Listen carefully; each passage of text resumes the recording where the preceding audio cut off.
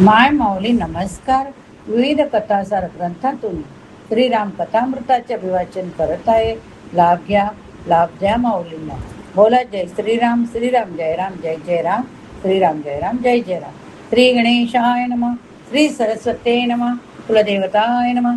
श्री रामचंद्राय नमः. भाग 44. मागील भागावरून पुढचा भाग सुरू. चतुर्दशेहि वर्षाणि रामे प्रव्रजति वनम् रूढशकृतमूलं च शेषम स्थास्यति हे सुताः. कैकेयीची सुतराम इच्छा नसताना मंथरेने हे सगळे कैकेयीच्या गळी उतरवले.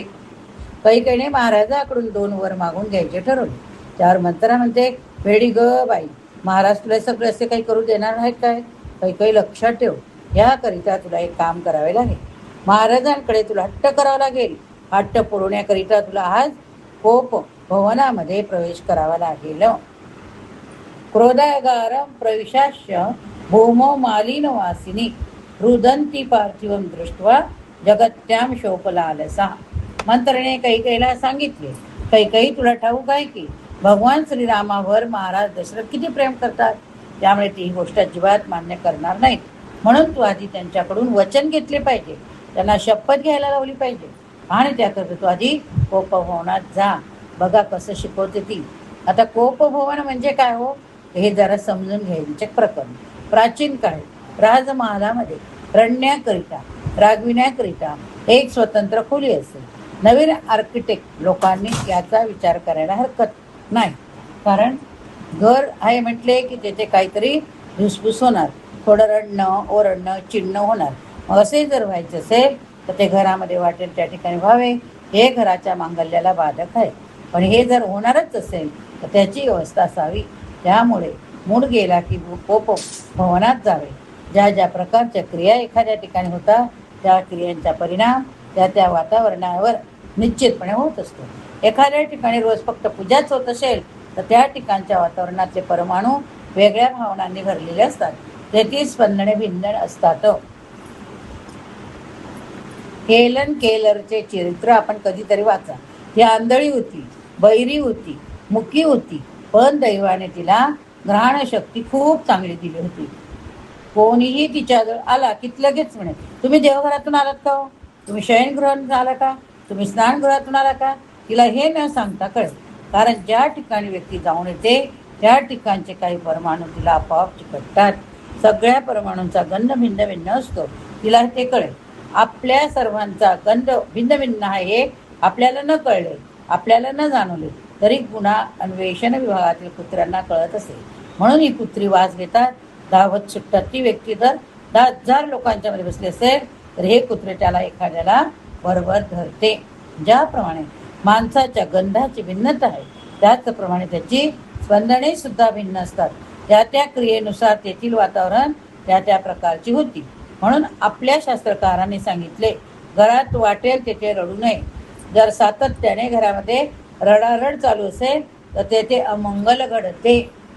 सायंकाळच्या वेळेला बिलकुल रडू नये. रट्टा रट्टा स्वयंपाक तर कधीही करू नये. राग आला असताना किंवा अश्रुपात होत असेल तर मुलांना पाजू नये. बघा, ह्या गोष्टी खूप महत्त्वाच्या आहेत आपल्यासाठी. या भावनांचा त्या दुधावर परिणाम होतो. स्वयंपाक करीत असताना रडू येत असेल तर राग आलेला असेल, भावना चांगल्या नसतील तर त्या अन्नावर त्याला परिणाम होतो. बघा, आपण सत्यनारायणचा प्रसाद करतो आणि शिरा करतो, दोघांमध्ये फरक आहे की नाही? तसा हा प्रकार.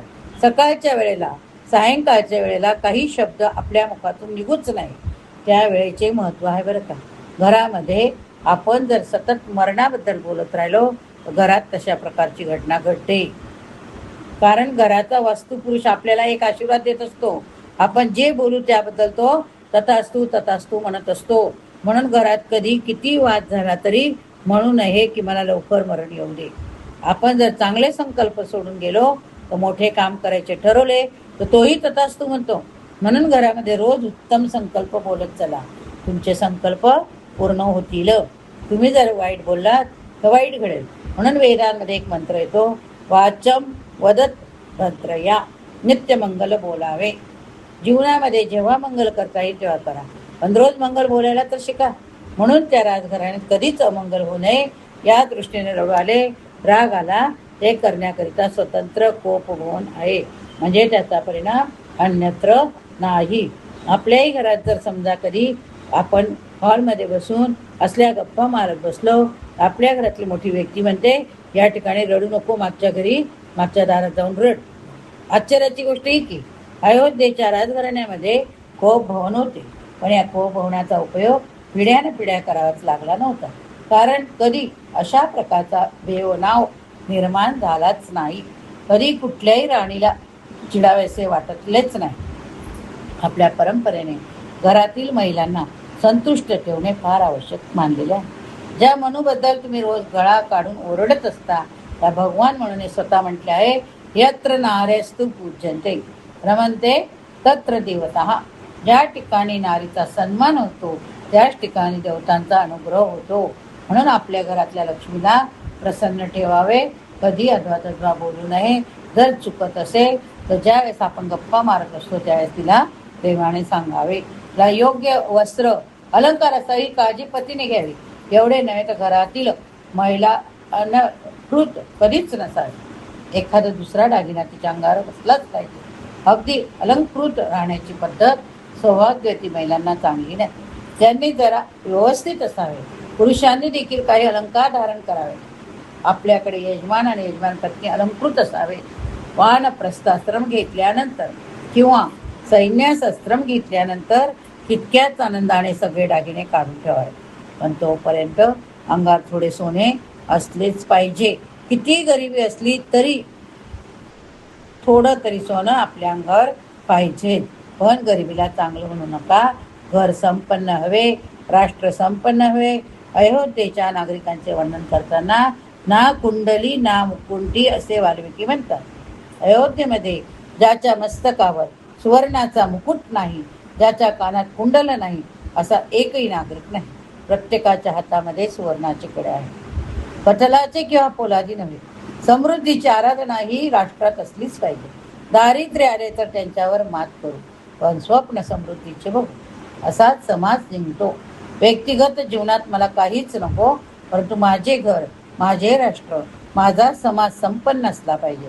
संघाच्या प्रार्थनेत म्हटले जाते, परम वैभवम नेतुम एतत् स्वराष्ट्रम. आकांक्षा वीरत्वाची आणि वैभवाची हवी. अयोध्येच्या कोपभवनात कोणी कधी गेलेच नाही. अयोध्येच्या राजमहालात असा प्रसंग कधी आलाच नाही. सगळ्या जणी संतुष्ट होत्या, प्रसन्न होत्या, आनंदित होत्या, सदाचार संपन्न होत्या. पण अशा परंपरेमध्ये एक मंथरा आली आणि त्या मंथरेने कैकेयीला ही प्रेरणा दिली. या ठिकाणी आणखी एक मुद्दा मला स्पष्ट करायचा वाटतो. रामकथेचे अनेक वक्ते असे सांगत असतात की भगवती कैकेयी मातेने महाराज दशरथांच्याकडून जे वर मागितले त्या वर मागण्यामागे तिची पण एक योजना होती. रावणाला ठार करण्याकरता भगवंताला दक्षिणेकडे पाठवावे अशा प्रकारची तिची योजना होती. म्हणून तिने स्वतः आपल्यावर टक्का घेऊन हे वर मागितले. रामकथेच्या काही उद्ज्ञातांनी ही गोष्ट इथपर्यंत ताणली की लहानपणीच प्रभू रामचंद्राने कैकेयी मातेला सांगितले होते की माझा राज्याभिषेक ठरेल तेव्हा तू अशा प्रकारे 2 वर मागून घे आणि मला वनात पाठव. म्हणजे ती बिचारी अजिबात वाईट नव्हती किंवा ती मुळीच चांगली नाही. पण असला मूर्खपणा वाल्मिकींच्या रामकथेशी सुसंगत नाही. हा सगळा कल्पना विलास आहे. यापूर्वीच आपण पाहिले की जे जे वाल्मिकी रामकथेच्या विपरीत आहे ते चुकत समजली पाहिजे. महर्षी वाल्मिकींनी हा मुद्दा फार विस्ताराने मांडला. कैकेयी माता महत्वाकांक्षी नाही किंवा ती फार वाईट नाही हे खरे, पण तिची काही योजना देखील नाही. संघदोषामुळे काही काळाकरिता मंथरेच्या प्रभावाखाली येऊन कुसंगतीने बिघडून पाय घसरलेल्या पोरीप्रमाणे ती बुद्धीपासून चवली किशोरी पथगंता किंवा तिने कोपभवनात प्रवेश केला.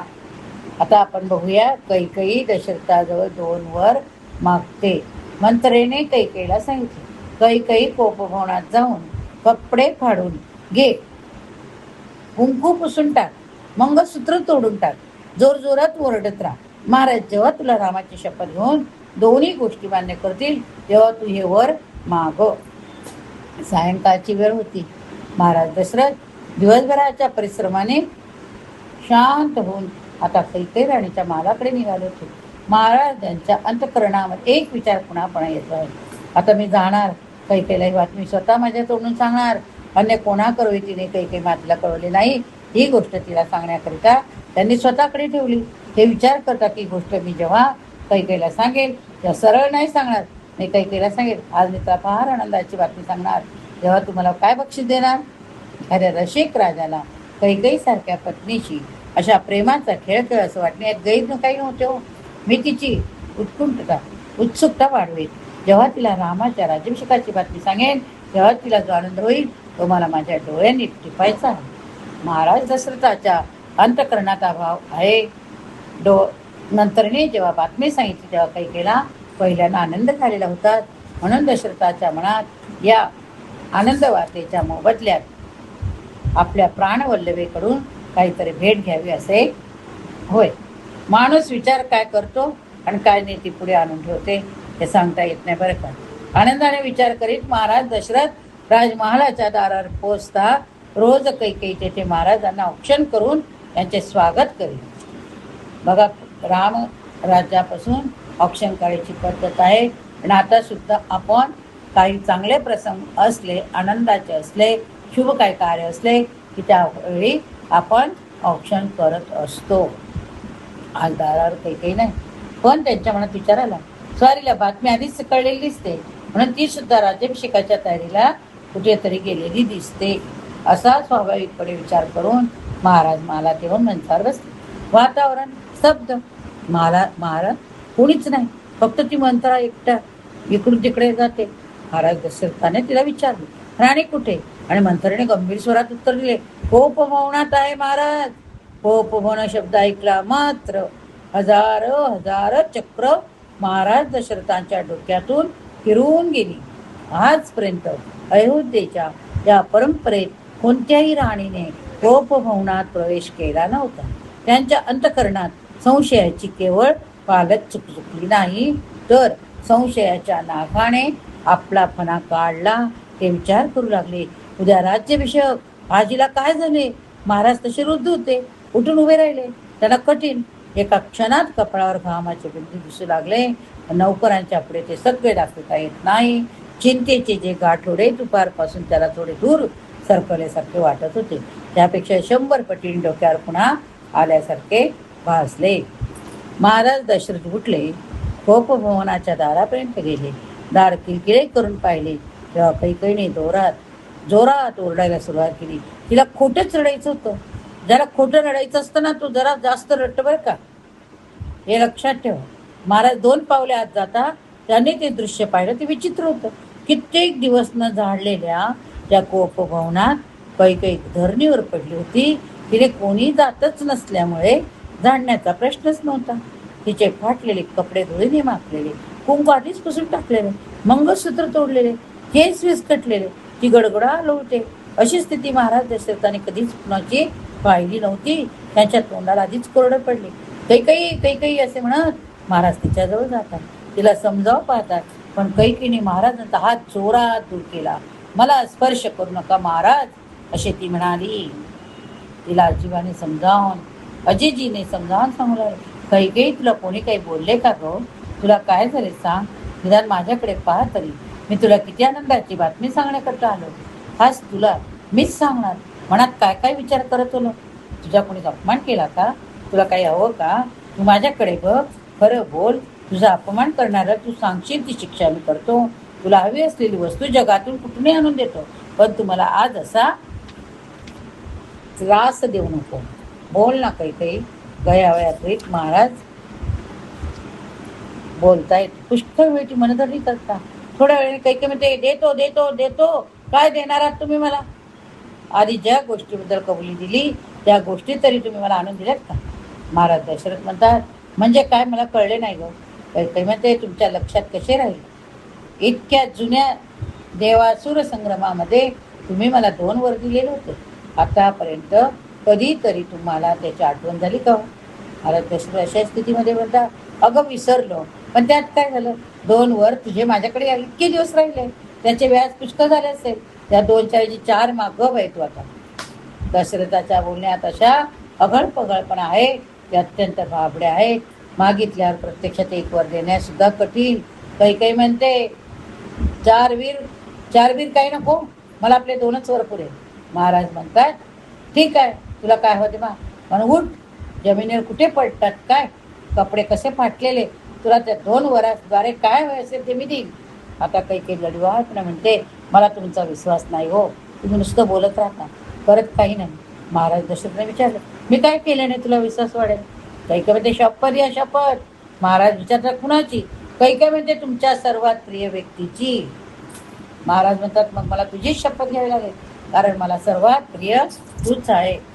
कारण मला सर्वात प्रिय तूच. राजकारण असे बोलावे लागते हो.